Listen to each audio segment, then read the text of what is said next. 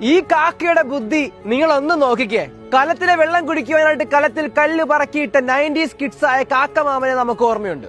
എന്നാൽ ഈ കാക്കയ്ക്ക് കിട്ടിയ വാൽനട്ട് പൊട്ടിക്കുവാൻ അതിന്റെ പഠിച്ച പണി 18ഉം അത് നോക്കുകയാണ്.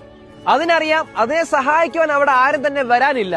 അതുകൊണ്ട് തന്നെ അതിന്റെ വിശപ്പടക്കണമെങ്കിൽ ഈ പറയപ്പെടുന്ന വാൽനട്ട് എങ്ങനെയെങ്കിലും പൊട്ടിച്ചേ പറ്റൂ. എങ്ങനെയെങ്കിലും പൊട്ടിച്ചേ പറ്റൂ. അതിന് പല പല ശ്രമങ്ങളാണ് നടത്തുന്നുണ്ട്. നിങ്ങൾ ആദ്യം കണ്ടു, അത് ഭയങ്കര മോളിൽ നിന്ന് ഡ്രോപ്പ് ചെയ്യുന്നുണ്ട്, താഴെ വീണ് പൊട്ടാനുണ്ട്. പക്ഷെ അത് പൊട്ടുന്നില്ല.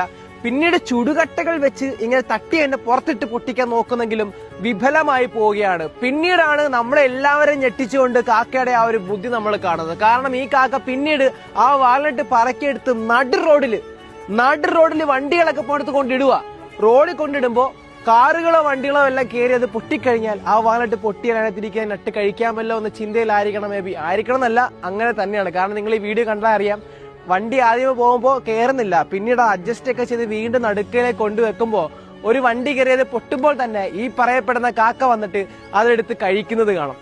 ഏജാതി ബുദ്ധി. ഇതിൽ നിന്ന് നമുക്കെന്ത് മനസ്സിലാക്കാം?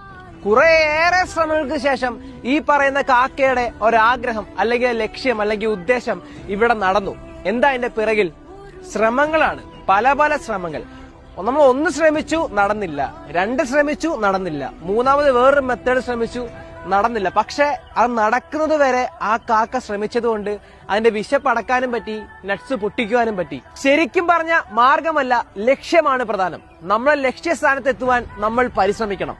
പല രീതിയിൽ പരിശ്രമിക്കണം, പല തവണ പരിശ്രമിക്കണം, തോറ്റാലും പരിശ്രമിക്കണം. പക്ഷേ ഈ പരിശ്രമങ്ങളൊന്നും തന്നെ മറ്റുള്ളവർക്ക് ബുദ്ധിമുട്ടുണ്ടാക്കിയാകരുത് എന്ന് മാത്രം. ഈ കാക്കയുടെ കഥ നിങ്ങൾ കണ്ടില്ലേ?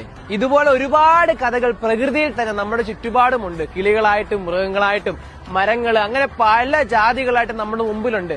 അവരെ പരിശ്രമങ്ങൾ നമ്മൾ കാണുന്നുണ്ട്, അത് വിജയിച്ച് മുന്നോട്ട് പോകുന്നത് നമ്മൾ കാണുന്നുണ്ട്. ഇതൊക്കെ നമുക്ക് ചുറ്റും കൊണ്ടിട്ടിരിക്കുക എന്തിനാ? നമുക്കൊക്കെ മോട്ടിവേറ്റഡ് ആവാൻ വേണ്ടിട്ടാ. ഇതൊക്കെ നമ്മൾ മോട്ടിവേറ്റഡ് ആവുക, നമ്മുടെ പരിശ്രമം തുടരുക, വിജയത്തിൽ നിങ്ങൾ എത്തുക തന്നെ ചെയ്യും.